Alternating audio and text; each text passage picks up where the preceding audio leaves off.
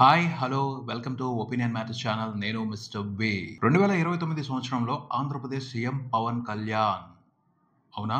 Professor Nageshwar, ABN Radhakrishna వీళ్ళిద్దరూ కలిసి ఈ విషయానికి సంబంధించే క్లారిటీ ఇచ్చే ప్రయత్నం చేశారు. అంటే కలిసి కూర్చుని కంబైన్డ్ గా చెప్పారు అని కాదు. ఏబిఎన్ రాధాకృష్ణ గారు వీకెండ్ కామెంట్ అంటూ ప్రతి వారం ఒక విశ్లేషణని వినిపిస్తారు తన ఛానల్లో. అందులో 2029లో ఆంధ్రప్రదేశ్ రాజకీయాల పరిస్థితుల గురించి ఒక విశ్లేషణ చేశారు. ఆ వివరణని ప్రస్తావిస్తూ తనది కూడా సేమ్ అభిప్రాయం అని రాధాకృష్ణ గారి కామెంట్ ని సమర్థిస్తూ మాట్లాడారు ప్రొఫెసర్ నాగేశ్వర్. మొత్తంగా అయితే ప్రొఫెసర్ నాగేశ్వర్, ఏబిఎన్ రాధాకృష్ణ స్పష్టం చేస్తున్న విషయం బీజేపీతో ప్రమాదం. ఎవరికి ప్రమాదం అంటే ప్రధానంగా తెలుగుదేశం పార్టీకి ప్రమాదం. పోతే ఆ ప్రమాదం పవన్ కళ్యాణ్ కి, తద్వారా జనసేన పార్టీకి కలిసి వచ్చే అవకాశం ఉంది అని కూడా వాళ్ళు అభిప్రాయపడ్డారు. అనుమానంగా అయితే చెప్పట్లేదు, గట్టిగానే చెప్తున్నారు. బీజేపీ కనుక పవర్ఫుల్ గా పొలిటికల్ గేమ్ ఆడితే అది జనసేన పార్టీకి, పవన్ కళ్యాణ్ కి బెనిఫిట్ అవ్వచ్చు అని. బీజేపీ నారా చంద్రబాబు నాయుడిని నమ్మదు. ఆ పైన బీజేపీ పార్టీకి ఒక పటిష్టమైన ఎజెండా ఉంది. ఏపీలో కూడా బీజేపీ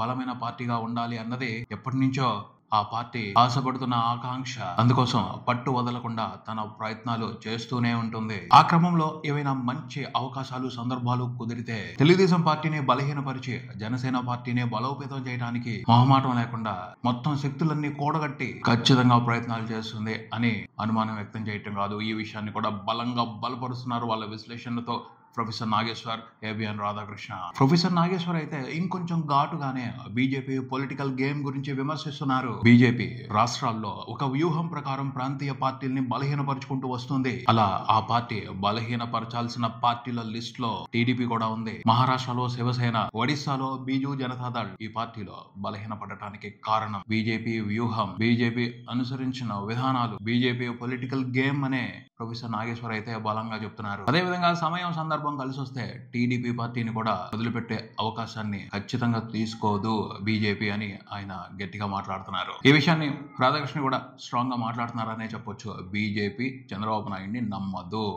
సో ఆ పార్టీని బలహీనపరచడానికి వాళ్ళకి ఏ అవకాశం దొరికినా ఖచ్చితంగా అందిపుచ్చుకుంటుంది, వెనకడుగు వేయదు అన్న అర్థం వచ్చేలాగానే విశ్లేషణ చేశారు. 2029 నాటికి తెలుగుదేశం పార్టీకి సంబంధించి చంద్రబాబు తర్వాత నారా లోకేష్ బలమైన నాయకుడిగా అవతరించకపోతే పవన్ కళ్యాణ్ ని అడ్డం పెట్టుకునే బీజేపీ తెలుగుదేశం పార్టీ చుట్టూతా పద్మ వ్యూహం పన్నొచ్చు. ఆ పద్మ వ్యూహంలో నారా లోకేష్ అభిమన్యుడిలా చిక్కుకుపోవచ్చు అన్న అభిప్రాయాన్ని ఇద్దరు ఇండైరెక్ట్ గా వ్యక్తపరిచారు. నారా లోకేష్ క్రియాశీలకంగా పార్టీ కార్యకలాపాల్లో, ప్రభుత్వ కార్యకలాపాల్లో పాల్గొంటున్నప్పటికీ ఆయనని తెలుగుదేశం పార్టీ సుప్రీం లీడర్ గా పార్టీ కార్యకర్తలు, ఆంధ్రప్రదేశ్ ప్రజలు పూర్తిగా విశ్వసించడం లేదు. లీడర్ గా ఆయనకి ఇంకా బలమైన గుర్తింపు రావాలి. చంద్రబాబుకి వయసు పైబడుతుంది. 2029 సంవత్సరం నాటికి తెలుగుదేశం పార్టీకి సంబంధించి బలమైన నాయకత్వ వ్యవస్థ లేకపోతే, చంద్రబాబుకు ప్రత్యామ్నాయంగా ఒక బలమైన నాయకుడు ఎదగకపోతే బీజేపీ పొలిటికల్ గేమ్ లో తెలుగుదేశం పార్టీ బలహీనపడే అవకాశం ఉంది. ఆ పరిస్థితి ఒక రకంగా పవన్ కళ్యాణ్ కి కలిసి రావచ్చు. బీజేపీ మద్దతుతో జనసేన పార్టీ ప్రభుత్వాన్ని ఫామ్ చేయొచ్చు, పవన్ కళ్యాణ్ సీఎం అవ్వచ్చు. అలా జరిగినా ఆశ్చర్యపోవాల్సిన అవసరం లేదు అన్న అర్థాన్ని అంతర్లీనంగా ప్రొఫెసర్ నాగేశ్వర్, ఏబిఎన్ రాధాకృష్ణ వాళ్ళ విశ్లేషణలో వినిపించారు. బీజేపీ మాత్రం ఖచ్చితంగా వ్యూహాత్మకంగానే ఉంటుంది. అంది వచ్చే ఏ అవకాశాన్ని వదిలిపెట్టుకోదు. పవన్ కళ్యాణ్ అదృష్టం బాగుంటే మహారాష్ట్రలో ఏక్నాథ్ సిందే ముఖ్యమంత్రి అయినట్టు 2029లో అనూహ్యంగా పవన్ కళ్యాణ్ కూడా ఆంధ్రప్రదేశ్ కి ముఖ్యమంత్రి అవ్వచ్చు. పవన్ కళ్యాణ్ ని ముఖ్యమంత్రిగా చూడాలి అని ఆంధ్రప్రదేశ్ లో ఉన్న కొన్ని లక్షల మంది కోరుకుంటున్నారు. బీజేపీ పొలిటికల్ స్ట్రాటజీతో అన్ని లక్షల మంది కోరిక నెరవేరిన ఆశ్చర్యపోనవసరం లేదు. పోతే ఇలా అనుకున్నది అనుకున్నట్టుగా జరిగిపోతుంది అని చెప్పడానికి కూడా లేదు. ఎందుకంటే ఆంధ్రప్రదేశ్ లో మరో బలమైన పార్టీ ఉంది, మరో బలమైన నాయకుడు ఉన్నాడు. వైఎస్ఆర్సీపీ లీడర్ జగన్మోహన్ రెడ్డి. ఆయనకి పర్ఫెక్ట్ ఓటు బ్యాంక్ ఉంది. దాంతో చాలా క్యాలిక్యులేషన్స్ మారిపోతాయి. ఖచ్చితంగా జగన్మోహన్ రెడ్డి తన పరిధిలో ఆంధ్రప్రదేశ్ రాజకీయాల్ని, 2029లో ఎన్నికల్ని ప్రభావితం చేస్తారు. కొన్ని వర్గాల అభిప్రాయాల్ని, కొన్ని వర్గాల ఆలోచన విధానాన్ని జగన్మోహన్ రెడ్డి ఇప్పటికే శాసిస్తున్నారు. 2029 నాటికి కూడా శాసిస్తూనే ఉంటారు. సో జగన్మోహన్ రెడ్డి బలంగా ఉన్నంత కాలం టీడీపీ జనసేన బాండ్ పటిష్టంగానే ఉంటది. పోతే జగన్మోహన్ రెడ్డిని బీజేపీ పూర్తిగా నిర్వీర్యం చేయదు.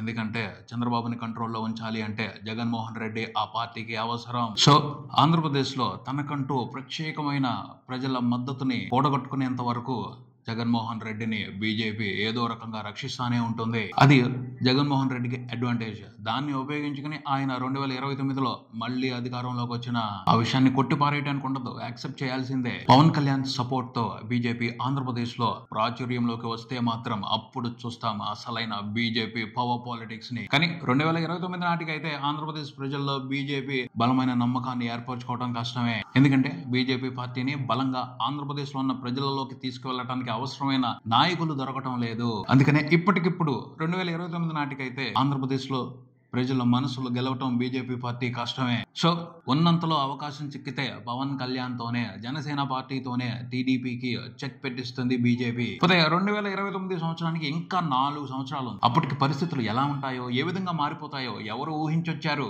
అయినా కూడా తొందరపడి ఈ 2 కోయిళ్లు అంటే ప్రొఫెసర్ నాగేశ్వర్, ఏబిఎన్ రాధాకృష్ణ ముందే ఎందుకు కూశారు, ముందే ఎందుకు ఇలాంటి విశ్లేషణ చేశారు, దీని గురించి ఎందుకు బలంగా మాట్లాడుతున్నారు అంటే చెప్పొచ్చు.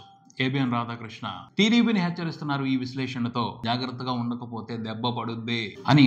తన విశ్లేషణతో కొంచెం తెలుగుదేశం పార్టీ గురించి ఘాటుగా మాట్లాడినా ఆ పార్టీ మంచిగా కోరుకుంటున్నారు. ఆ పార్టీలో బలమైన నాయకుల్ని తయారు చేయమని చంద్రబాబుకి ఇండైరెక్ట్ గా హింట్ ఇస్తున్నారు. కన్ఫర్మ్ గా అదే ఆయన చేసిన వీకెండ్ కామెంట్ ప్రధాన ఉద్దేశం. ఇక ప్రొఫెసర్ నాగేశ్వర్ గారి ఉద్దేశం ఏమిటి అంటే ఆయన బీజేపీ పార్టీని, బీజేపీ పార్టీ రాజకీయ విధానాలని పూర్తి స్థాయిలో బలంగా వ్యతిరేకిస్తా ఉంటారు. ఏ చిన్న అవకాశం దొరికినా బీజేపీని విమర్శించే ఛాన్స్ ని ఆయన మిస్ చేసుకోరు. ఇక్కడ అలాంటి అవకాశం చిక్కింది, అందుకనే రాధాకృష్ణ గారి కామెంట్ ని ఆయన సమర్థించారు అని చెప్పొచ్చు. పోతే వీళ్ళిద్దరూ కలిసి జనసేన పార్టీ అధ్యక్షుడు పవన్ కళ్యాణ్ కి ఓ మంచి మెసేజ్ ఇచ్చారని చెప్పొచ్చు. ఎవరు పొలిటికల్ గేమ్ వాళ్ళు ఆడుతున్నారు, మీ పొలిటికల్ గేమ్ కూడా మీరు ఆడుకోవాలి. మీరు కూడా రాబోయే ఎలక్షన్స్ కి సంబంధించి ఓ పక్కా వ్యూహాన్ని రచించి పక్కన పెట్టుకోండి. అవసరం పడితే ఆ వ్యూహాన్ని అమలు పరచండి.